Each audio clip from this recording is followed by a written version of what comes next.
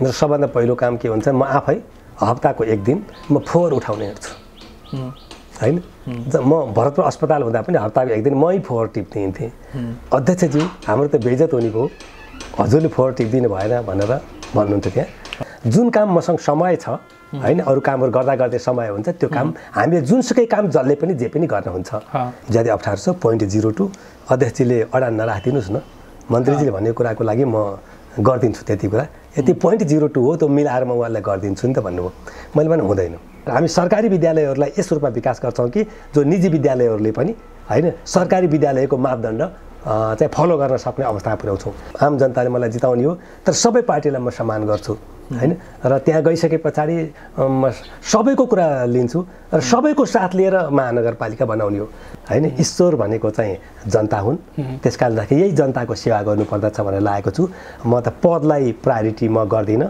म काम गर्ने जिम्मेवारी गर्ने पुरा गर्ने कुरालाई लिन्छु रोजगारी को मान्छेले के सिप सिक्न चाहन्छ के तालिम सिक्न चाहन्छ र त्यो सिकेपछि उसले के गर्न चाहन्छ त्यसैले व्यक्तिको रुचि बुझ्ने रुचि अनुसार उसलाई चाहिँ तालिम शिक्षा दिने तालिम दिइसकेपछि उसलाई चाहिँ काम गर्न उसलाई जुन प्रकार उद्योग व्यवसाय या के गर्छ त्यो काम गर्नलाई उसलाई दिने त्यो काम गर्नका लागि उसलाई चाहिएदेखि ऋण या के चिजहरू चाहिन्छ सस्तोमा सुलभमा उसलाई उपलब्ध गराउने त्यसपछि त्यो उत्पादित भएको चिजलाई हामीले चाहिँ बाहिर बिक्री वितरणको लागि त्यसमा पनि सहजीकरण गरिदिने राज्यले यो सबै कामहरू राज्यले हामीले चाहिँ गर्नुपर्दछ।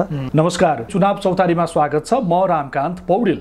आजको कार्यक्रम चुनाव चौतारीमा हामीसँग हुनुहुन्छ भरतपुर महानगरपालिकाको लागि नेकपा एमाले उम्मेदवार बनाएका माननीय विजय सुवेदी जो प्रदेश सांसद हुनुहुन्छ र प्रदेशको मन्त्री समेत भएर काम गरिसक्नु भएको छ। आज हामी उहाँसँग कुराकानी गर्दैछौँ। मानिसज्यू स्वागत छ यहाँलाई। धन्यवाद। आराम हुनुहुन्छ? ठिक छु। धेरै बधाई तथा शुभकामना पनि तपाईँले उम्मेदवारको टिकट पाउनु भएको छ। एकदम धन्यवाद छ। एकदमै सजिलैसँग टुङ्गियो नि एमालेको उम्मेदवार अरू ठाउँमा भन्दा भरतपुरमा। एउटा स्वाभाविक प्रक्रिया नै मान्दछु म किनभने कहाँ यो के भन्नेपछि को जाने भन्ने कुरा भन्दा पनि के गर्ने भन्ने कुरा महत्त्वपूर्ण छ। हामीले विगत लामो समयदेखि जुन हामीले अभ्यास गर्दै आएका छौँ कि भरतपुर महानगरपालिका यसलाई चाहिँ एउटा स्वच्छ हराभरा समृद्ध र एउटा मानवीयताको सहर बनाउने परिकल्पना हामीले लिएका छौँ र त्यो परिकल्पना पुरा गर्नका लागि यसपटक मलाई चाहिँ अलिकति छलफल हुँदाखेरि सर्वसम्मत रूपमा मलाई यो जिम्मेवारी प्रदान गर्नु। देशको प्रमुख पार्टीहरूसहित 5 वटा दलसँग तपाईँ चुनाव लड्दै हुनुहुन्छ एक्लै अहिलेको अवस्थासम्म। चुनौती कतिको ठान्नु भएको छ? मैले यसलाई सामान्य रूपमा लिएको छु किनभने एउटा त हामी डेमोक्रेटिक मान्छे हौँ, प्रजातान्त्रिक प्रक्रियामा विश्वास गर्छौँ। जनताले हामीलाई जहाँ राख्नुहुन्छ जुन थन्कोमा राख्नुहुन्छ हामी त्यो मान्दछौँ। हामीले हाम्रा विचारहरू हामीले गर्ने खोजेका कामहरू हामीले महानगर कस्तो बनाउने सपना देखेका छौँ के गर्छौँ कसरी काम गर्छौँ भन्ने कुरा जनताको बिचमा राख्छौँ र जनताले हामीलाई जुन थान्कोमा जहाँ राख्नुहुन्छ हामी त्यो स्वीकार गर्छौँ। हामी चुनाव हार्दा या जित्दा हामीलाई चाहिँ केही फरक पर्दैन व्यक्तिगत रूपमा किन हामीहरू कुनै मान सम्मान अथवा भनौँ कुनै कमाउन या के गर्न हामी जाने होइन। हामी जनताको सेवा गर्नका लागि जाने हो। यो महानगरलाई समृद्ध र महानगरलाई राम्रो बनाउन जाने हो। महानगरवासीको हितको लागि जाने हो। महानगरलाई गौरवपूर्ण महानगर बसी जाने हो जसले गर्दाखेरि हामी चाहन्छौँ कि भरतपुर महानगरका नागरिक देश विदेश जहाँ जाँदाखेरि पनि कहाँबाट आएको भरतपुर महानगर ओहो यस्तो पो महानगर भन्ने खालको स्थिति हो। तपाईँ राम्रो छ, तपाईँ कर्मशील हुनुहुन्छ, तपाईँले आफ्नो महानगर बनाउनु भयो। भरतपुर महानगरले जसरी बनाएको छ त्यस्तै अरूहरूले पनि बनाए भने त देश नेपालै राम्रो हुन्थ्यो नि भन्ने कुरा हामी त्यो पार्न चाहन्छौँ। हुन्छ, म तपाईँको एजेन्डाको विषयमा एकछिनपछि आउँछु। अहिले म चुनावी तालमेलकी कुराकानी अथवा यो अङ्कगणितीय कुरा गर्छु। बहालवाला मेयर साहब रेणु दाहालसँग तपाईँ प्रतिस्पर्धा गर्दै हुनुहुन्छ। आजको मितिसम्ममा गठबन्धनबाट नेकपा माओवादी केन्द्रले नै भरतपुरको नेतृत्व पाउने भएपछि माओवादी केन्द्रले सारेको बहालवाला मेयर साहबलाई नै सारेको छ। बहालवाला मेयरसँग चुनाव लड्दाखेरि हुने रिस्क फ्याक्टर के देख्नुहुन्छ तपाईँ? मैले त यसमा त्यस्तो केही देखेको छैन जो उम्मेदवार भएर आउनु भए पनि किनभने सबै नागरिकहरू स्वतन्त्र छन्, सार्वभौम सत्ता सम्पन्न छन्, र चितवन भनेको चाहिँ सचेत नागरिकहरूको बसोबास हुने ठाउँ हो। कुनै नयाँ कुराको कुनै सुरुवात हुन्छ भने चितवनबाट नै हुन्छ। हामीले 37 सालको जनमत सङ्ग्रहमा पनि चितवनले बहुदलमा भोट हालेको हो। सायद 36 सालको आन्दोलन, 46 साल, 62-63 आन्दोलन, हरेक कुराहरूमा चितवन हुन्छ। चितवन एकदम जागरुक व्यक्तिहरूको बसोबास हुने ठाउँ हो। यहाँ चाहिँ कुनै व्यक्तिको जुन सार्वभौम सत्ता सम्पन्न एउटा जुन व्यक्तित्व छ, प्रत्येक नागरिकको जुन व्यक्तित्व छ, त्यो व्यक्तित्वलाई कसैको कुनै पनि कुराले कसैको किल्चिन सक्दैन। र चाहिँ उहाँहरूले चाहिँ सबैले आफ्नो स्वतन्त्र विवेकले आफ्नो भाग्य, आफ्नो महानगर आफूले बनाउने, आफ्नो भाग्यको फैसला आफै गर्ने अधिकार चाहिँ उहाँहरूले चाहिँ सबले स्वतन्त्र ढङ्गबाट निर्णय गर्नुहुन्छ र त्यो निर्णय हाम्रो पक्षमा हुनेछ।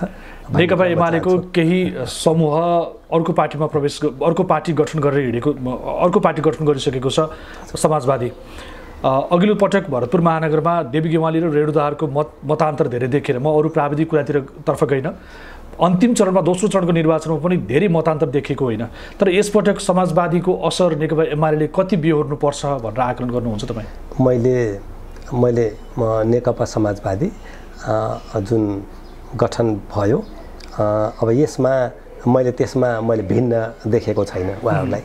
किनभने उहाँहरूसँग हामीसँगै काम गऱ्यौँ, सँगसँगै काम गऱ्यौँ। उहाँहरू सबै जता लाग्नु भएको छ सबैले मलाई चिन्नुहुन्छ, मलाई जान्नुहुन्छ। हामीले जस्तो सपना बनाउन खोजेका छौँ त्यो उहाँहरू सबैलाई थाहा छ। अझ बढी थाहा पहिलो थाहा नेकपा एमालेलाई छ, कार्यकर्ताहरूलाई छ। दोस्रो थाहा नेकपा समाजवादीलाई छ।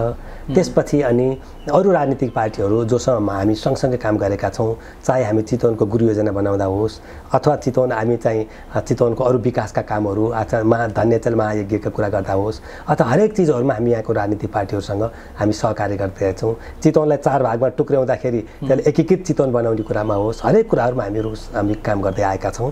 त्यसैले गर्दाखेरि त्यो सम्पूर्ण नगरवासीले जानकारी लिनुभएको छ, थाहा छ।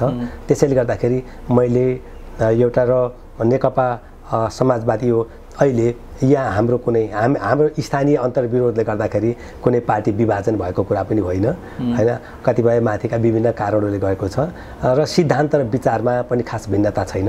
सिद्धान्त र विचारको आधारमा पार्टी हुने हो। त्यस कारणले गर्दाखेरि पनि मेरो विचारमा उहाँहरूले त्यो अब मतदानमा त्यहाँ मतदानमा गइसके पछाडि हामीलाई मतदान गर्नुहुन्छ। म त्यसमा समाजवादी र नेपाली कङ्ग्रेसको अलिकति भावनात्मक भोट चाहिँ पाउँछु भन्ने स्ट्राटेजी तपाईँको छ होला होइन? माओवादी केन्द्रले मलाई समाजवादी र नेपाली कङ्ग्रेसको मात्र होइन, मलाई नेकपा माओवादी केन्द्रको पनि होइन मत मलाई प्राप्त हुन्छ। र त्यसपछि अर्को कुनै पनि पार्टीमा नलाग्नुभएका होइन, कुनै पनि पार्टीमा नलाग्नुभएका धेरै व्यक्तित्वहरू हुनुहुन्छ। र अर्को कुरा यो अहिलेको निर्णय खास गरेर महानगरपालिका भनेको चाहिँ अलि यो प्रदेश सभा, केन्द्रीय सभा होइन, अब यो सङ्घीय संसद चाहिँ अलि बढी पार्टीगत हुन्छ। त्यसमा चाहिँ कुन आफ्नो पार्टीको हैसियत देखाउनु पर्ने समानुपातिक आदि इत्यादि विभिन्न चिज हुन्छ। तर यो महानगर स्थानीय पालिका हो, यो चाहिँ बलि पार्टीगत भन्दा पनि यो चाहिँ जनताको दिनदैनिक कामसँग जोडिएको, जनताको सुख दुःखसँग जोडिएको र त्यसबाट चाहिँ महानगरपालिकामा सबै नागरिकहरूको सहज पहुँच, सेवा सुविधा र त्यसपछि यो महानगरपालिकामा जाँदाखेरि एकदम अपनत्व, आफ्नै घर आए जस्तो, आफ्नै ठाउँ आए जस्तो, जाने बित्तिकै एकदमै चाहिँ कसैले कुनै काम लिएर आएको छ भने त्यहाँ कोही के काम लिएर आउनुभयो, तपाईँको के समस्या छ भनेर पहिला नै ढोकामै स्वागत गर्न हाम्रो कोही मानिस जाउन्। त्यसपछि उहाँको समस्या कहाँ छ भनेपछि त्यसपछि त्यहाँ तुरुन्तै काम गरेर उहाँहरूको हुने काम गरेर पठाउने, नहुने काम छ भने अध्ययन गर्नुपर्छ भने 1-2 दिनमा हामीले अध्ययन गऱ्यौँ। अनि त्यस पछाडि चाहिँ ल हुने नहुने कुराहरू हुन्छ। अझै धेरै जसो कामहरू तपाईँको काम गर्ने संयन्त्र हुन्छ र अनलाइनबाट सबै। त्यस कारणदाखेरि अब यो किसिमको काम सेवा नागरिकहरूले कतिपय कामहरू आजको परिवार घरैबाट हुन्छ। कार्यालयमा जाँदाखेरि सबभन्दा पहिला चाहिँ अब अहिलेको अवस्था के छ, यो त सबै जस्तो भरतपुर अस्पतालमा तपाईँ व्यवस्थापन हेर्दै गर्दाखेरिको अवस्था होस् अथवा रङ्गशाला निर्माणमा तपाईँले गर्नुभएको सहयोग अथवा भरतपुरको गणेश धाममा गर्नुभएको काम अथवा छोटो अवधिमा हुनुभएको मन्त्री हुँदाखेरिको काम धेरै मानिसले हेरे बुझे। अहिले माओवादी केन्द्रको दाबी के छ भने रेणु दाहालले यो 5 वर्षमा जुन विकास गर्नुभयो र आगामी चरणमा जुन विकास गर्नुपर्ने छ त्यो विकास सम्पन्न गर्नको लागि चाहिँ रेणु दाहाल नै आवश्यक हो भन्ने जुन लबिङ छ नि, त्यो लबिङमा यदि माओवादीकै भाषामा, यदि माओवादी समर्थकहरूकै भाषा मान्ने हो भने पश्चिम चितवनमा हेर्दाखेरि त बाटो, ढल र बिजुली, यो तीनवटा कुरामा त रेणु दाहालले गरेको जुन एक किसिमको काम छ, त्यो कामले गर्दाखेरि थोरै तपाईँलाई त्यताको मत चाहिँ कम आउँछ कि भन्ने आकलन छ? होइन, यसमा मैले जुन उहाँले रेणु दाहालजीले अब काममा आफ्नो हिसाबले काम गर्न जे जति काम गर्नुभयो त्यसको लागि म उहाँलाई धन्यवाद दिन्छु। उहाँले आफ्नो हिसाबले, तर अहिले प्रचारमा आएको जतिको विकास भयो कि भएन जस्तो लाग्छ म के भन्दछु भने उहाँले जे जति काम गर्नुभयो, जे जति भरतपुर महानगरपालिकाको लागि आफ्नो हिसाबले काम गर्नुभयो, त्यो काम गर्नुभएको कुराको लागि म धन्यवाद दिन्छु। तर अहिलेसम्म भएको काम चाहिँ के छ भने त्यो पहिलेको काममा अलिकति केही वृद्धि मात्रै भयो। जस्तो पहिले जति बाटो पिच भएको थियो त्यसमा अरू 100-200 किलोमिटर बाटो पिच, अथवा केही बिल्डिङ भवनहरू बनेका थिए भने अरू केही भवनहरू थपिने कुरा भयो। त्यस्तै केही खानेपानी थिए भने अरू केही खानेपानी थपिने कुराहरू भयो। ती चिजहरू हो। विकास भनेको जनताको जीवनस्तरमा परिवर्तन ल्याउने कुरा हो। आम जनताको जीवनस्तरमा परिवर्तन ल्याउनका लागि के चिज गरिए अनि के गर्नुपर्ने कुरा चाहिँ मुख्य कुरा त्यो हो। त्यसको लागि सबभन्दा पहिलो कुरा के हुन्छ भने हाम्रो यहाँको गुरु योजना बनाउनु पर्दछ, व्यवस्थित गुरु योजना बनाउनु पर्दछ।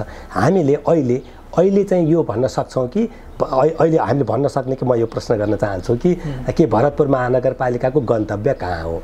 भरतपुर महानगरपालिका यस ढङ्गबाट अगाडि बढ्दै गयो भने भरतपुर महानगर कहाँ पुग्छ? जस्तो अहिले ठुलो मात्रामा बसाइसराई भइराखेको छ।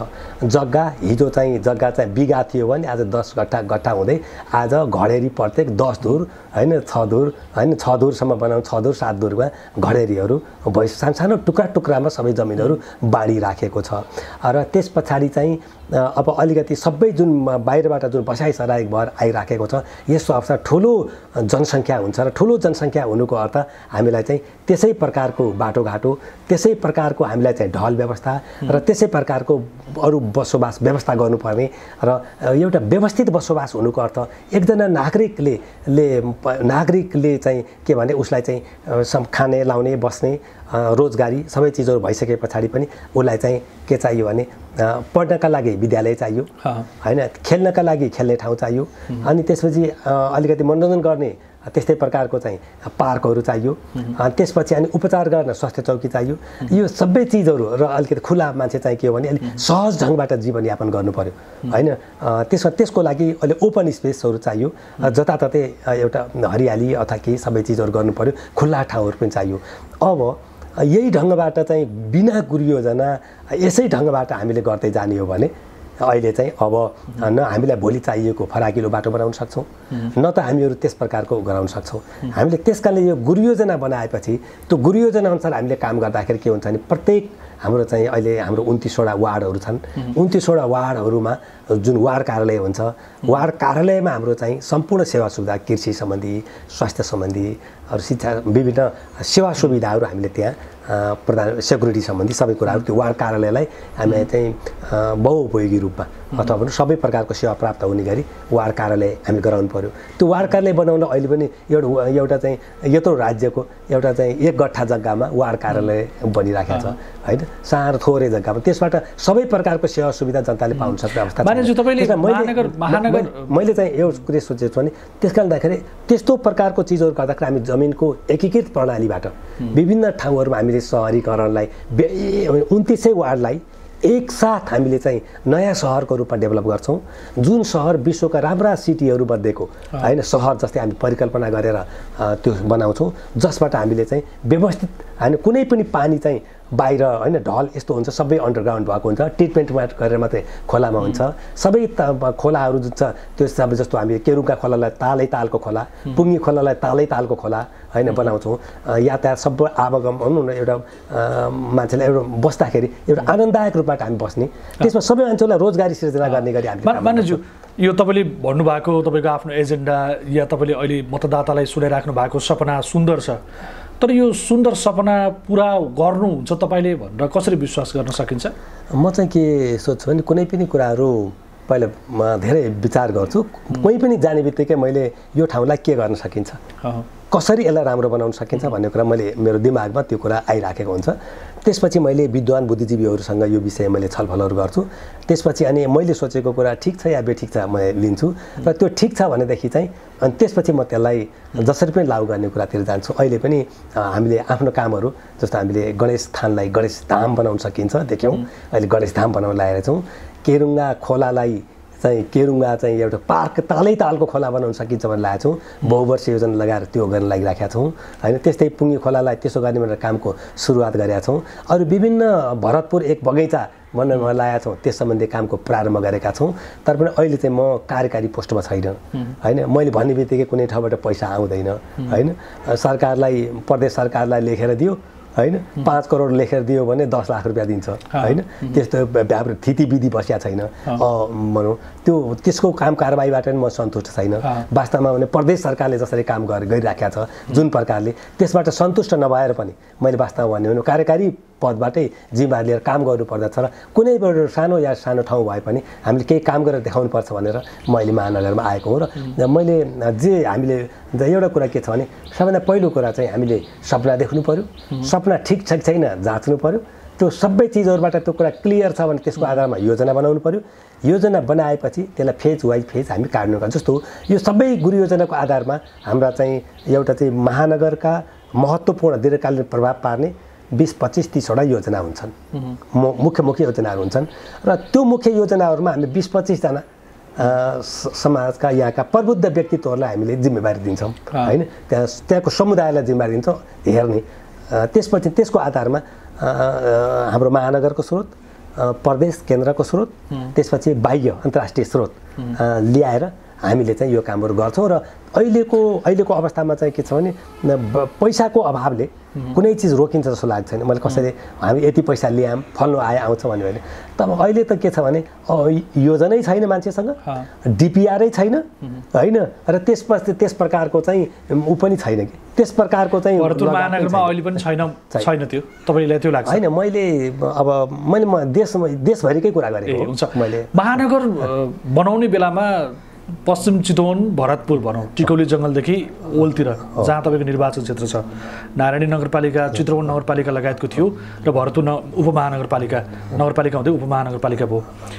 तपाईँको आफ्नै पार्टी नेकपा एमाले भित्र पनि चर्को विरोध थियो होइन, महानगर बन्नु हुँदैन भनेर तपाईँले धेरै सङ्घर्ष गर्नु पऱ्यो नि। त्यो दिन सम्झिनुहुन्छ? मैले के गर्नु पऱ्यो? के छ भने सबभन्दा पहिलो कुरा म चितवनको 2066 सालमा भएर 2067 सालमा हामीले चितवन उपत्यकाको गुरु योजना, चितवन उपत्यकाको रणनीतिक विकास योजना हामीले ल्यायौँ। त्यो हाम्रो दाउनेदेखि मनहरीसम्मको भूभागलाई एकीकृत बनाएर एउटै भूभागमा राखेर हामीले काम गरौँ। यो सानो टुक्रा टुक्री ढङ्गबाट चाहिँ पालिकाहरूले काम गर्दाखेरि चाहिँ अलग अलग किसिमको ढङ्गले काम गर्दा एउटा समृद्ध चितवन उपत्यका बनाउन सकिँदैन। त्यस कारणदाखेरि यो सबै चिजहरूलाई हामीले चाहिँ एकीकृत ढङ्गबाट गर्नुपर्दछ भन्ने हामीले गरेका थियौँ। र त्यसलाई चाहिँ एउटा उपप्रदेश अथवा एउटा महानगरपालिकामा राखौँ भन्ने थियो। तर नारायणीदेखि पारिपट्टि चाहिँ नवलपुर चाहिँ प्रदेश बागमती के अरे गण्डकी प्रदेशमा परेपछि अब यो चाहिँ हामीलाई यतापट्टि हाम्रो चितवन अलिकति चितवनले मात्रै हामीले गर्नु पर्यो। त्यसपछि हामीले चाहिँ चितवनलाई चाहिँ अब त्यो सबैलाई बनाउन नसके पनि कम्तीमा पनि भरतपुर त्यसपछि नारायणी नगरपालिका, चित्रवन नगरपालिका र चाहिँ कविलास गाविस यतिलाई भए पनि मिलाएर गरौँ भन्ने हिसाबले हामीले महानगरपालिका बनायौँ। त्यो महानगरपालिका बनाउँदाखेरि चाहिँ यसमा एकदमै पार्टीभित्र ठुलो मत चाहिँ यो चित्रवन र नारायणी पनि राख्नुपर्छ, यही राख्नुपर्छ, कविलास राख्नुपर्छ भन्ने थियो। त्यसपछि पूर्व चितवन चाहिँ मैले चाहिँ पूर्व चितवन एउटै नगरपालिका बनाऊँ, यसलाई एउटा नगरपालिका भन्ने थियो। तर उहाँहरूले मान्नु भएन। यतापट्टि एमालेमा पनि मतभेद थियो, कङ्ग्रेसमा पनि मतभेदहरू थियो।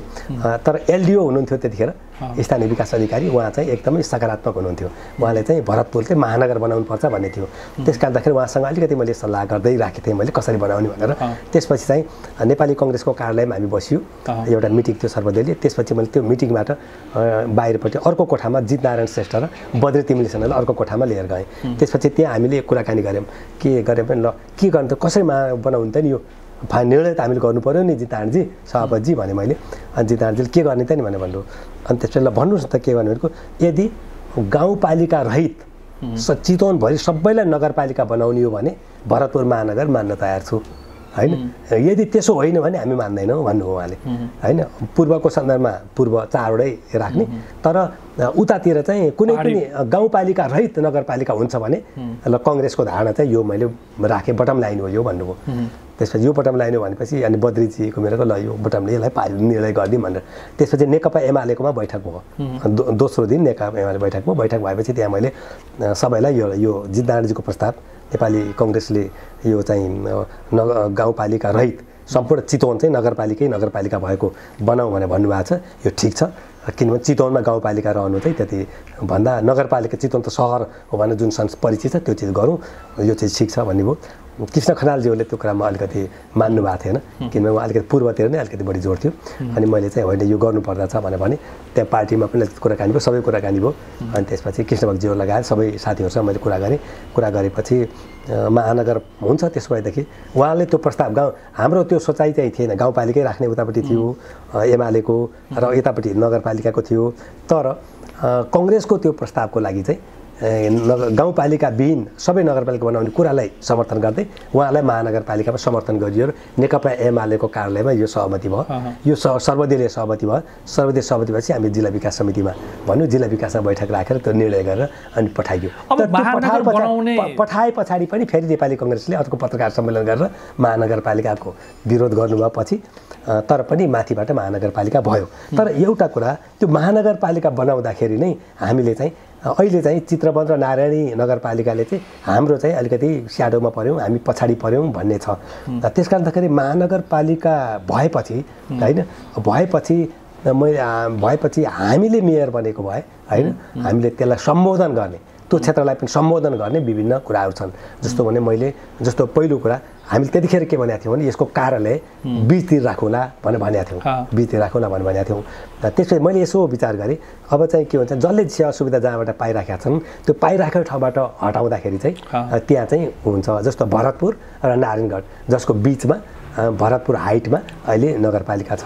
त्यस कारणले भोलि यतातिरको सेवाको लागि सेवा जो ग्राही हुनुहुन्छ उहाँलाई पनि मर्का नपर्ने गरी मेरो विचार चाहिँ महानगरपालिका चाहिँ यज्ञपुरी चोक साइडपट्टि जो क्यान्सरको चोकदेखि उतापट्टि जो चाहिँ मङ्गलपुरदेखि यतापट्टि त्यो बिचतिर यज्ञपुरदेखि मङ्गलपुरको बिचमा यदि यस्तो कुरा भयो भने अलिकति चाहिँ भरतपुरलाई पनि यतातिरबाट त्यहाँ जान सजिलो यज्ञपुरी चोकतिर, नारायणगढलाई पनि हाइटमा आउनु र उतापट्टि आउनु उस्तै र त्यतातिर भयो भनेदेखि चाहिँ पश्चिम चितवनलाई पनि यतापट्टि आउनुभन्दा त्यहाँतिर अलिकति उच्च हुन्छ र त्यस क्षेत्रको विकासमा पनि के हुन्छ, नगरपालिका गएपछि त्यस क्षेत्रको विकास पनि हुन्छ भनेर यज्ञपुरी चोक वरिपरि चाहिँ लैजानु पर्छ भनेर मेरो विचार थियो। त्यही अनुसार मैले मेयरसँग रेणु दाहालजीसँग पनि मैले यो कुराकानी गरेको थिएँ, धेरै पटक कुराकानी गरेँ, अरू पार्टीका साथीहरूसँग कुराकानी गरेँ।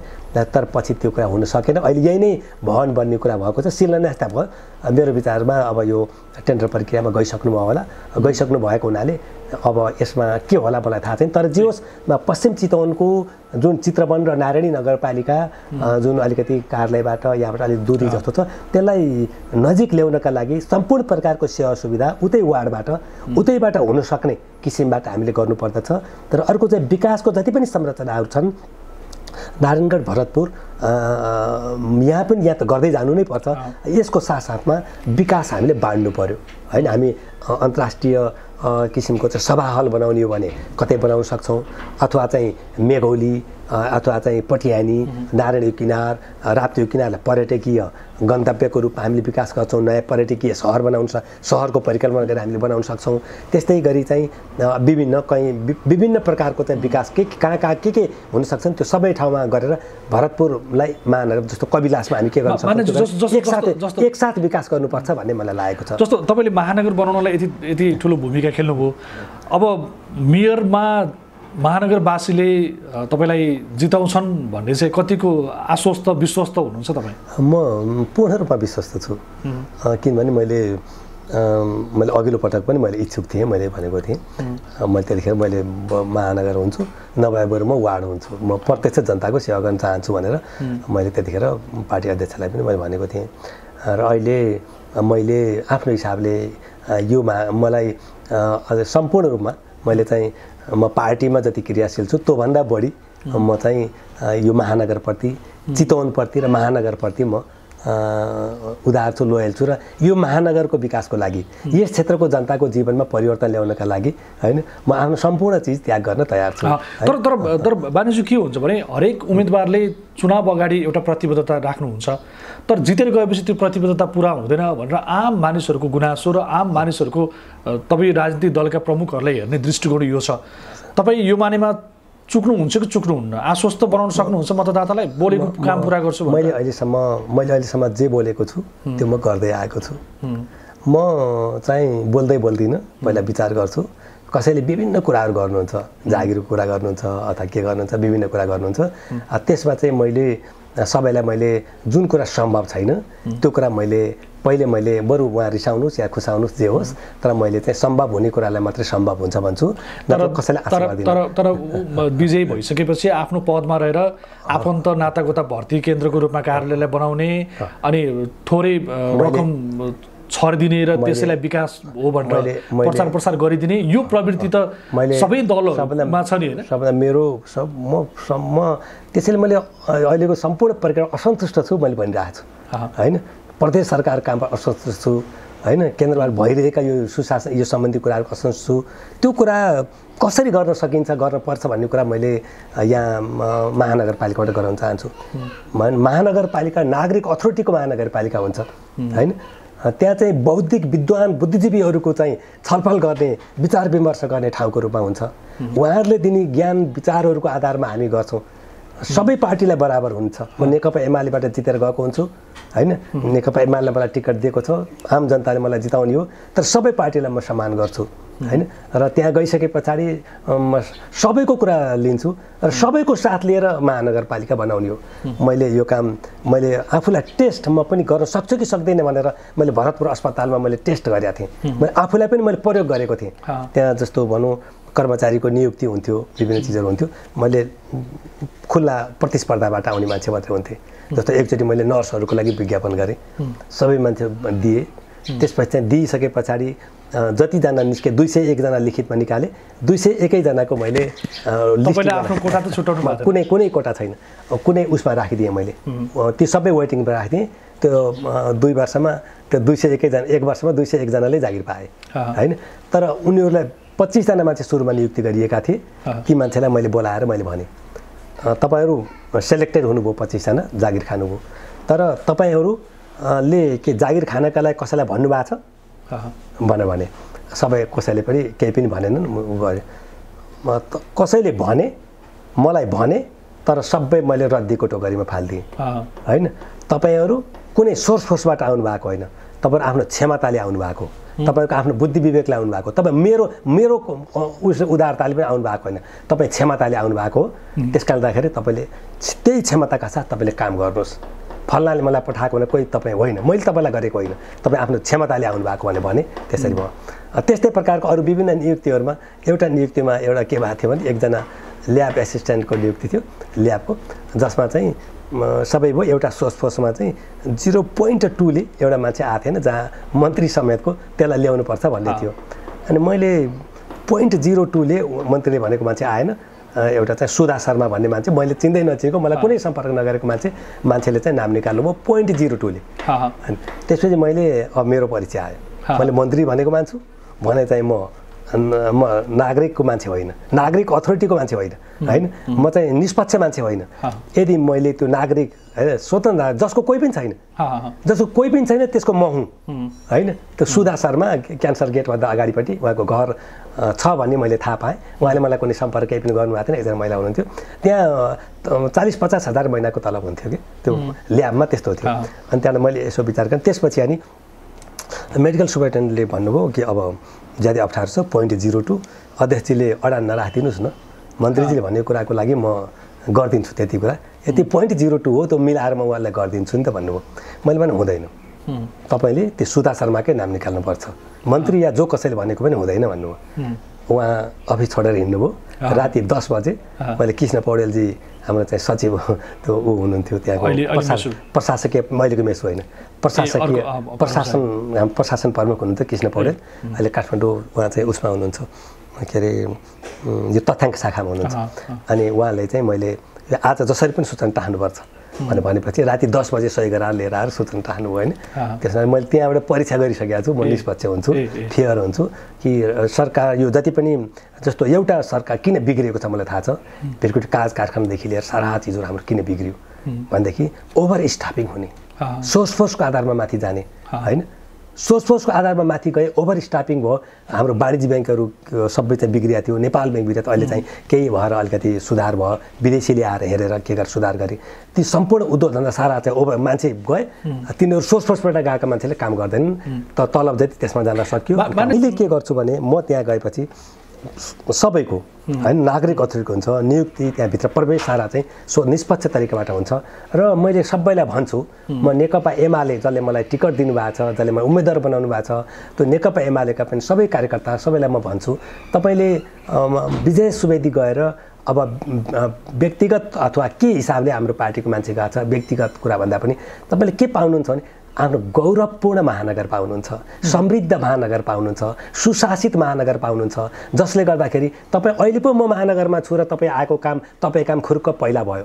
तर अर्को ठाउँमा त म छैन नि, अर्को ठाउँमा त म नभएको ठाउँमा त फेरि चाहिँ अर्कोले त होइन गर्छ होइन, अर्को पार्टीले त अर्को कुरा गर्छ होइन। जो आए पनि तपाईँको काम जुनसुकै दलमा राख्नु, जुनसुकै विचार राख्नुहोस्, कुनै विचार नलिनुहोस्, तपाईँले त्यहाँको नियुक्ति सारा प्रक्रियाहरूमा तपाईँको चाहिँ समान अथोरिटी हुन्छ, तपाईँले समान प्रकारको सेवा सुविधा पाउनुहुन्छ र त्यस्तै प्रकारले विभिन्न कामहरू गर्दाखेरि पनि तल हुन्छ र कुनै पनि प्रकारको डुप्लिकेसन अहिले भनौँ न एउटै बजेटमा महानगरले हालेको छ, प्रदेशले हालेको छ, केन्द्रले हालेको छ, डुप्लिकेसन भएको छ, सारा चिजहरू छ। र मैले मेयर भएपछि कि सब म भनिदिन्छु कि सानो योजनाहरूमा सानो योजना यो खुद्रै योजना प्रदेशले पठाउने होइन, केन्द्रले खुद्रै योजना 10-20 लाख 50 लाखका योजना केन्द्रले पठाउने होइन। केन्द्रले निश्चित आफ्नो मापदण्डको पैसाको योजना पठाऊ, प्रदेशले आफ्नो पैसा पठाऊ, जो चाहिँ महानगरपालिकाले प्रायोरिटी गरेको योजना पठाऊ होइन। तिमीले त्यत्तिकै आफू खुसी गरेर तिमीले चाहिँ त्यो पैसा 10 लाख 20 लाख 5 लाख पठाएर होइन, हो त्यो पैसा महानगरपालिका पठाऊ, महानगरपालिकाले गर्छ। यहाँ कुनै व्यक्ति विशेषको लाई कुनै केही बनाउने कुरा होइन, यो महानगर राज्यको सम्पत्ति हो। ठिक ठाउँमा प्रयोग गर्नुपर्छ। महानगरभित्रको आम मानिसहरूको जीवनयापनको कुरा गर्छु। अहिले निकै कष्टकर छ आम मान्छेको जीवनयापन। खानेतेल 400 रुपियाँ लिटर पुगेको छ, गुड्ने तेल 165 छ, ग्यास लगभग सर्टेज जस्तै छ। अहिले आजको मितिसम्ममा मूल्य बढेपछि मात्रै व्यापारले ग्यास निकाल्नेवाला छ। आम मान्छेको जीवन केही पनि परिवर्तन भएन 47 सालदेखि यता, यहाँहरूले भन्नुभएको नयाँ व्यवस्था होस् अथवा गणतन्त्रदेखि यता। तपाईँको नेतृत्व आउँदै गर्दाखेरि महानगरवासीले रोजगार पाउँछन्, श्रम बेच्न पाउँछन् या उद्योगहरू हुन्छन्, सबैभन्दा पहिलो कुरा मैले भने गुरुजना हुन्छ। दोस्रो सँगसँगै मेरो के हुन्छ भने सम्पूर्ण नागरिकको अभिलेख राखिन्छ। सम्पूर्ण नागरिक अभिलेख हामी राख्छौँ। त्यो अभिलेखको आधारमा हाम्रो देश विदेश संसारभरमा हाम्रा को छन्, कति वैज्ञानिकहरू छन्, कति कुन विषयका ज्ञाता छन्, के विषयका छन्, सब विद्वानहरू को छन्, सबैको अभिलेख राखिन्छ। विद्वानहरूलाई लिएर आएर हामीले चाहिँ सबै यहाँ गरिन्छ। त्यसपछि हामीले चाहिँ त्यो अभिलेखको आधारमा को मान्छेले के कामहरू गरिराख्नु भएको छ भने, उद्योग धन्दा व्यवसाय गरिरहेको छ भने त्यो व्यवसायलाई प्रभावकारी ढङ्गबाट अगाडि बढाउनको लागि हामीले चाहिँ के सहयोग गर्नुपर्छ, अनुदान, ऋण या सहुलियत या त्यो उत्पादित सामानलाई मार्केटमा पुर्याउने या के गर्ने, यो कुरामा पनि हामीले सहजीकरण गर्नुपर्छ भने अर्कोतिर त्यसबाट हामीले चाहिँ विभिन्न प्रकारको चाहिँ भनौँ न रोजगारी को मान्छेले के सिप सिक्न चाहन्छ, के तालिम सिक्न चाहन्छ र त्यो सिकेपछि उसले के गर्न चाहन्छ, त्यसैले व्यक्तिको रुचि बुझ्ने, रुचि अनुसार उसलाई चाहिँ तालिम शिक्षा दिने, तालिम दिइसकेपछि उसलाई चाहिँ काम गर्न, उसलाई जुन प्रकारको उद्योग व्यवसाय या के गर्छ त्यो काम गर्नलाई उसलाई दिने, त्यो काम गर्नका लागि उसलाई चाहिएदेखि ऋण या के चिजहरू चाहिन्छ सस्तोमा सुलभमा उसलाई उपलब्ध गराउने। त्यसपछि त्यो उत्पादित भएको चिजलाई हामीले चाहिँ बाहिर बिक्री वितरणको लागि त्यसमा पनि सहजीकरण गरिदिने। राज्यले यो सबै कामहरू राज्यले हामीले चाहिँ गर्नुपर्दछ। त्यो चिज गरिसके पछाडि हामीले चाहिँ हामीसँग अहिलेसम्म त डाटै छैन को मान्छे कति रोजगार छन्, कति बेरोजगार छन्, कति वैज्ञानिक छन्, कहाँ छन्, के छन्, त्यो छैन। एक पटक 5 वर्ष यो 5 वर्ष चाहिँ होइन भरतपुर महानगरपालिका बनाऊ होइन, यसलाई समृद्ध महानगर बनाऊ भनेर सबको साथ लिएर हामी काम गरिन्छ। र त्यसमा र गरिबीको रेखामुनि भएका जति पनि मानिसहरू छन्, कुनै पनि मान्छे भोको, कुनै पनि मान्छे नाङ्गो र कुनै पनि मान्छे बासविहीन तर यो त हरेक चुनावमा उम्मेदवारहरूले भन्ने कुरा हो। एउटा कुरा जनताले कसरी विश्वास गरिदिनुपर्ने, कसरी पत्याइदिनु पर्ने? यसो छ, जनताले विश्वास गर्ने, मैले अगाडि भने म जे भन्छु त्यो गर्छु हैन। मैले कुनै पनि कुरा मेरो अठोट भएपछि त्यो हुन्छ। मैले अहिले पनि महानगरमा हेर्ने हो भने भरतपुरको मुख्य बजारी क्षेत्र, सहरी क्षेत्रमा हेर्ने हो भने फोहोरको अवस्था यति दयनीय छ। ल्यान्डफिल साइट अहिलेसम्म बन्न सकेको छैन। उद्घाटन भएको लिङ्क रोड, रिङ रोड यो बन्न सकेको छैन। फोहोर नै, सामान्य फोहोर त महानगरले उठाउँदैन या जनप्रतिनिधिहरूले उठाउँदैनन् भन्ने आम मान्छेको सोचाइ छ नि। त्यसमा पार्टी नजाउँ या अहिले को बहालवाला छ त्यो पनि नजाउँ। मेरो के हुन्छ, मेरो सबभन्दा पहिलो काम के हुन्छ, म आफै हप्ताको एक दिन म फोहोर उठाउने हेर्छु हैन। म भरतपुर अस्पताल हुँदा पनि हप्ताको एक दिन मै फोहोर टिप्ने थिएँ। अध्यक्षज्यू हाम्रो त बेइज्जत हुने भयो, हजुरले फोहोर टिप्दिनु भएन भनेर भन्नुहुन्थ्यो त्यहाँ हैन। अब तपाईले त अराउने होला नि त हैन, अरूलाई काम अराउनु पर्ने होला नि त, त्यो तहमा पुगिसकेपछि त अराउने पनि हो, काम गर्ने पनि हो। अराउने छुट्टै काम गर्ने होइन। म मन्त्री हुँदा म सामाजिक विकास मन्त्री भएँ 51 दिन। म जाने बित्तिकै सबभन्दा पहिला मैले आफ्नो टेबल पुस्थेँ। त्यस पछाडि मैले आफ्नो चिया सिया यताउता आफै बनाएर खान्थेँ र पाहुना आयो भने म नै चिया खुवाउँथेँ हैन। चिया अर्कै मान्छे चाहिएन। जुन काम मसँग समय छ हैन, अरू कामहरू गर्दा गर्दै समय हुन्छ, त्यो काम हामीले जुनसुकै काम जसले पनि जे पनि गर्न हुन्छ। त्यस कारणदाखेरि त्यो सबभन्दा हाम्रो महानगर सफा राखौँ, हाम्रो क्याम्पेनिङ हुन्छ, त्यो मेयरबाट सुरु हुन्छ र चाहिँ हामीले त्यो सफा राख्छौँ र त्यसपछि यसलाई सिस्टमेटिक गर्छौँ। सुरुमा अभियान चलाउँछौँ, त्यसपछि हामी सिस्टमेटिक गर्छौँ। प्रत्येक घरबाट प्लास्टिक, फलाम, सिसा, कागजहरू यो छुट्टा छुट्टै हुन्छ, कपडाहरू छुट्टा छुट्टै राख्ने हामी प्रबन्ध गरिदिन्छौँ। त्यसपछि आम मानिसको बानी घरको एउटै फोहोर निकालेर मान्छेको आँखा छलेर सडकमा फाल्ने बानी छ नि त हाम्रो सबैको छ। एउटा त एवारनेस हुन्छ सम्पूर्ण टोलमा। यसमा सम्पूर्ण हाम्रो जति पनि टोलहरू छन्, टोलहरूमा हामी यसमा जागरुकता ल्याउँछौँ, सचेतता ल्याउँछौँ। मेरो टोल म सफा राख्छु, मेरो घर म सफा राख्छु, मेरो टोल म सफा राख्छु, मेरो महानगर म सफा राख्छु। यो हुने बित्तिकै तपाईँको आफ्नो घर घरमा सेग्रिगेसन हुन्छ। त्यसपछि त्यो सेग्रिगेसन भइसकेपछि प्लास्टिक जति एक ठाउँ जान्छ, सरसफाइ गरेर बिक्री भयो, पैसा आयो। फलाम सिसा सबै एक ठाउँ हुन्छ, त्यसलाई सफा गरेर बेच्यो, त्यसको पैसा आयो हैन। नभए त्यसको चाहिँ हामी उद्योग खोलिदिन्छौँ। प्लास्टिक जति भएर त्यसलाई पुनः प्रशोधन गरेर नयाँ त्यसबाट प्रोडक्टहरू हामी निकाल्छौँ। त्यसो पेट्रोलियम प्रोडक्टहरू पनि बन्छ, अरू चिज बन्छ।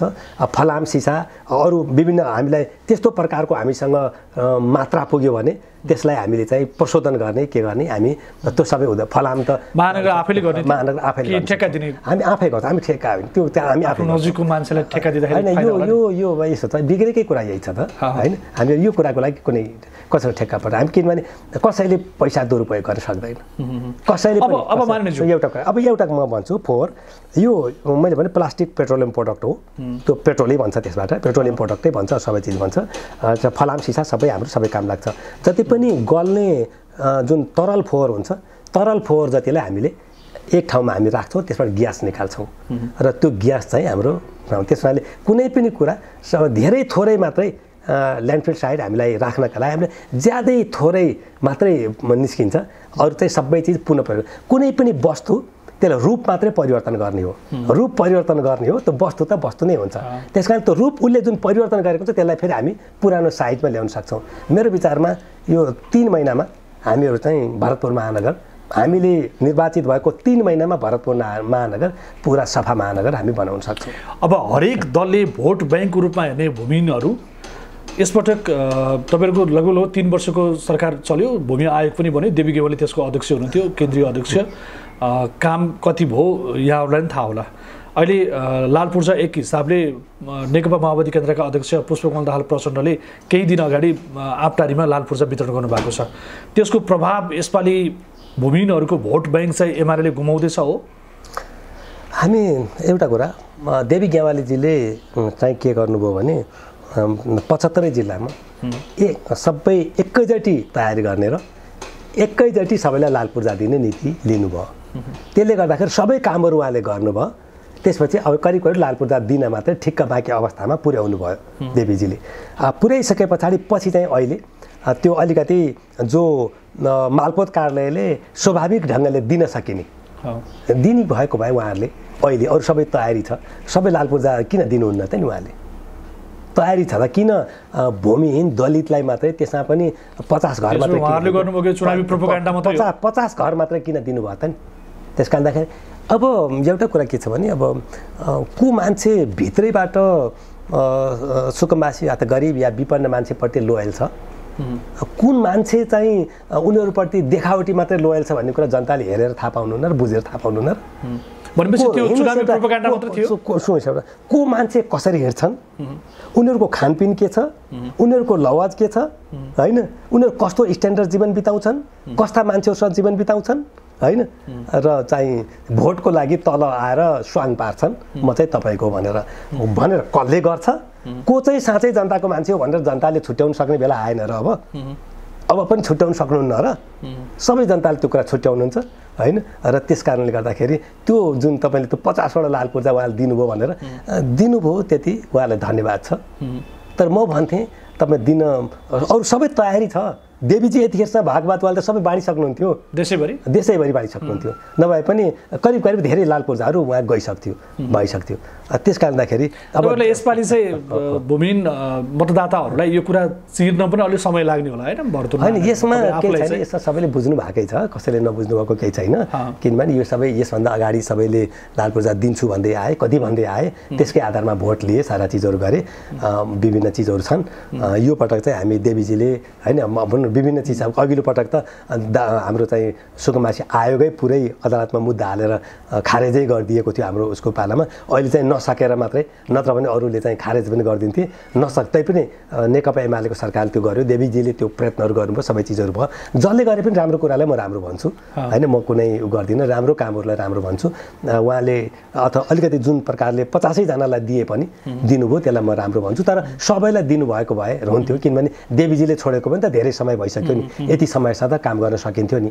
त्यसमा मेरो के छ भने काम जहाँसम्म आएको छ, होइन, अब म चाहिँ महानगरपालिकाको जहाँ बस्नुहुन्छ महानगरपालिकाभित्र, होइन, उहाँहरूलाई त्यही नै हामी लाल पूर्जा उपलब्ध गराउँछौँ। त्यसपछि जसको बास छैन, जसको चाहिँ बास छैन, जसको छ, त्यो उनीहरूको लागि मेरो विचार के छ भने म अलिकति उहाँहरूको लागि बसोबासको वैकल्पिक प्रबन्ध गर्ने, अस्थायी रूपमा भए पनि वैकल्पिक प्रबन्ध गर्ने, जसले गर्दाखेरि कोही पनि बासविहीन नहुन् भन्ने किसिमको मेरो सोच छ। त्यो मैले घोषणापत्रहरूमा पनि राखेर ल्याउँछु। आम मान्छेले परिवर्तनको अनुभूति गर्न पाएर कालो पत्रे र सडक ढल मात्रै होइन कि मान्छेको जीवनयापन परिवर्तन हुने गरेर, आफूले उत्पादन गरेको वस्तुले बजार पाउने गरेर अथवा रोजगार सृजना हुने गरी तपाईँले निर्वाचित भएर आइसकेपछि 5 वर्ष काम गर्नुहुन्छ भन्नेमा विश्वस्त हुन सकिन्छ? म एकदमै विश्वस्त छु। र मैले के छ भने एउटा कुरा कसरी सम्पर्क गर्ने, के गर्न सकिन्छ? एउटा कुरा, अहिलेको विकास तपाईँ के देख्नुहुन्छ? यो विकास के समाजवादी विकास हो के यो मिश्र अर्थतन्त्रको विकास हो, होइन, यो पुँजीवादी उदारवादी किसिमको विचार मात्रै विकास छ? भौतिक पूर्वाधारको केही हामीले सोचेको भनेको समाजवादमा जाने हो। समाजवादमा जाने भनेको त्यसको लागि हामी मिश्रित अर्थतन्त्रमा जानुपर्छ। मिश्रित अर्थतन्त्रमा जानु भनेको चाहिँ राज्य, निजी क्षेत्र, राज्यको पनि आफ्नो किसिमको, होइन, यो विषयमा चाहिँ भूमिका हुनुपर्छ। महानगरपालिकाले मिश्रित अर्थतन्त्रलाई अपनाउँछ र महानगरपालिकाले जनताको सेवा र सुविधाका जुन कुराहरू छन् त्यो कुरा पनि गर्छ। जस्तो एउटा विभिन्न केही अब के छ भने पहिला अलिकति गाह्रो थियो, अब अहिले यो डिजिटल जस्तो सेक्युरिटीको लागि हामी सबै सीसी क्यामेराले जोडिदिन्छौँ, होइन, त्यो भएपछि हाम्रो सेक्युरिटीलाई कहाँ के सबै हामीहरू गर्न सक्छौँ। त्यस्तै जस्तो भनौँ न, अहिले हामीले भरतपुर अस्पताल हुँदाखेरि हामीले एउटा फार्मेसी, होइन, सरकारकै आफ्नो फार्मेसी भयो, अस्पतालको आफ्नो फार्मेसी भएपछि के भयो, अरू सबै फार्मेसीहरूले त्यसले सस्तो सुलभ दरमा औषधि गराएपछि अरूले पनि दिन पर्ने स्थिति भयो। त्यस्तै प्रकारले एउटा चाहिँ मेकानिजम हामी बनाउँछौँ सबै ठाउँमा, व्यापारहरूमा, सबै ठाउँमा राज्यको आफ्नो किसिमको भूमिकालाई हामी बनाउँछौँ। निजी क्षेत्रलाई आफ्नो हिसाबले काम गर्न दिन्छौँ, तर चाहिँ उहाँहरूले निजी क्षेत्रले गर्ने कामको लागि एउटा नमुना, जस्तो विद्यालय, सरकारी विद्यालय राम्रो हुन्छ, सरकारी विद्यालयमा सम्पूर्ण भौतिक सुविधाहरू हुन्छन्, र त्यसपछि निजी विद्यालयहरू जुन छन्, निजी विद्यालयहरूले सरकारी विद्यालयमा भएको स्तर उहाँले पनि कायम गर्नुहुन्छ। तर अहिले निजी विद्यालयहरूको चाहिँ स्तर माथि छ, सरकारीको कम छ। तर हामी सरकारी विद्यालयहरूलाई यस रूपमा विकास गर्छौँ कि जो निजी विद्यालयहरूले पनि, होइन, सरकारी विद्यालयको मापदण्ड चाहिँ फलो गर्न सक्ने अवस्थामा पुर्याउँछौँ। सरकारी अस्पताललाई यस रूपमा पुर्याउँछौँ कि निजी अस्पतालहरू, मेडिकल कलेजहरू जुन छन् उनीहरूले चाहिँ त्यो सरकारी अस्पतालको मापदण्ड तपाईँ लिनुपर्छ भन्ने रूपमा पुर्याउँछौँ। त्यसैले हामीले नमुनाको रूपमा हामीले देखाउने केही चिजहरू हामीले यस्तो चिजहरूबाट राख्छौँ। अब मान्यज्यू अहिलेसम्म भन्नुभएको प्रतिबद्धता या देखाउनु भएको सपना तपाईँले पुरा गर्नु भएन, बाटो बिराउनु भयो भने तपाईँको मतदाता र भरतपुरवासीले तपाईँलाई के गर्ने? मलाई एउटा कुराको आत्मविश्वास, म एउटा चाहिँ सानैदेखि एउटा सामाजिक राजनीतिक क्षेत्रमै लागेर आएको हुँ। मलाई केही गरेर समाजको लागि केही गरेर जाने मेरो ठुलो प्रतिज्ञा छ। समाजको लागि देशको लागि केही गरौँ भन्ने मेरो ठुलो हुटहुटी छ। मेरो त्यो हुटहुटी म कुनै पनि कुरा सोचेपछि पुरा गर्छु। मैले भरतपुरको सी ब्लक बनाउन जाँदाखेरि काठमाडौँ गएँ। अब त्यो आफ्नो समय अवधि सकिन लागिसक्यो। आफूले भनेको सी ब्लक त त्यहाँ स्वीकृति हुँदैन, स्वीकृत नभएपछि मैले काठमाडौँ गएर भने कि म काठमाडौँ आएँ। अब म जबसम्म सी ब्लक स्वीकृत हुँदैन तबसम्म म चितवन फर्किन्न, होइन? म चितवन फर्किन्न। म मन्त्रालयमा त्यस्तो भने मन्त्रालयमा धर्ना दिएर बस्छु, होइन? म जबसम्म हुन्न यो मन्त्रालयबाट उठ्दिनँ, होइन? भनेर भनेपछि जबसम्म यो हुन्न म उठ्दिनँ। मेरो प्रतिज्ञा हुन्छ। हरेक कुराहरूमा मैले के गर्छु? प्रतिज्ञा गर्दछु, होइन? प्रतिज्ञा गर्दछु र त्यो प्रतिज्ञा एक गरेर म पुरा गर्छु। त्यसमा पनि चितवनवासी सबको एउटा हुटहुटी के छ भने हामी चितवन भनेको चाहिँ एउटा चाहिँ नेपालको सबभन्दा एउटा राम्रो सेन्टरमा पनि छ, सबभन्दा सचेत मानिसहरूको बसोबास हुने ठाउँ हो। चितवनवासी चाहिँ हामीले एउटा चितवन हाम्रो चाहिँ सभ्य सुसंस्कृत एउटा राम्रो चितवन हो अथवा भरतपुर हो। भरतपुर चाहिँ भरतपुरवासी भनेर एउटा गौरव गर्ने सक्ने हामी मानिस हौँ, होइन? भन्ने कुरा देखाउने हुटहुटी हाम्रो छ। र भरतपुरमा हामीले त्यस्तो बनाउन सक्यौँ भने यहाँको विकास चाहिँ देशभर फैलिन्छ, होइन? अरू पनि विकास हुनसक्छ। त्यस कारणले गर्दाखेरि अब हामीले एउटा नगर प्रमुखले, होइन, नगर प्रमुखले आफ्नो सम्पूर्ण आफूले भनौँ न आफ्नो दिनदैनिक स्वास्थ्य सुविधाहरू अथवा आफूलाई केही लाभका कुराहरूमा सम्पूर्ण त्याग गरेर उसले चाहिँ म नगरको सेवा गर्छु भनेर ऊ समर्पित भएर लाग्यो भने त्यो गर्न सकिँदो रहेछ। तलब खानुहुन्छ खानुहुन्न नि? मलाई के छ भने मलाई त्यसमा कुनै पनि कुराहरूको मेरो अहिलेसम्मको मेरो सिस्टम के छ भने अहिलेसम्मको मैले विधि र सिस्टमले भएको चिजमा, विधि र सिस्टमले नियमले जुन कुरा हुन्छ त्यो चिज मैले लिने गरेँ। त पहिला म नलिउँ कि भन्ने विचारमा थिएँ म प्रदेश सांसद हुँदाखेरि पनि।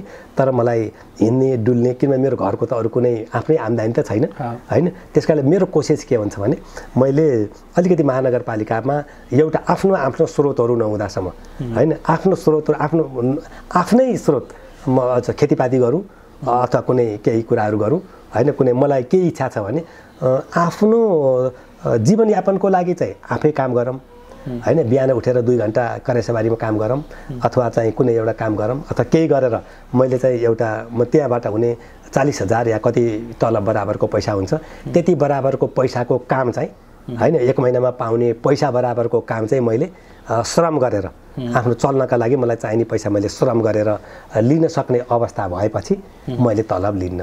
तर अहिले चाहिँ मैले के हुन्छ भने अहिले म श्रम गरिदिएको छैन, मेरो कुनै वैयक्तिक आम्दानी छैन। अनि त्यसपछि चाहिँ म हिँड्न डुल्न सारा चिजहरू गर्नलाई अनि घरले, होइन, मैले गर्दा पनि त घरको त लिनु पर्यो, घरको त शोषण भयो नि। त्यसैले मैले घरलाई कसैलाई पनि म दुःख दिन्न मेरो कारणले। त्यसै मेरो अहिले के विचार छ नि म सस्तो राजनीति पनि गर्दिनँ, म जे चिज हो त्यति गर्छु।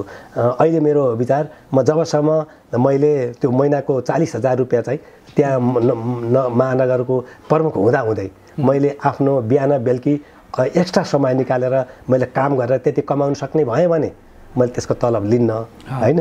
त्यो नहुँदासम्म चाहिँ मैले त्यो तलब लिन पर्ने, हिँड्न डुल्न चिया खान साथीभाइलाई चिया खुवाउन चाहिने हुनसक्छ। त्यस कारणले त्यसबाहेक अरू कुनै पनि कुरा सिस्टमले पाएको चिज बाहेक अरू कसैले कुनै पैसा लिँदैन, होइन? सबै सिस्टमले काम हुन्छ र त्यसपछि नागरिकहरूले कसैलाई पैसा बुझाउन के गर्न के कुनै कामको लागि कुनै एक्स्ट्रा पर्दैन, एकदमै सुशासन हुन्छ। महत्त्वपूर्ण विषयमा कुराकानी गर्नुभयो। तपाईँको चुनावी सरगर्मी बढिसके, व्यस्त समय हामीलाई उपलब्ध गराइदिनु भयो, धेरै धेरै धन्यवाद छ।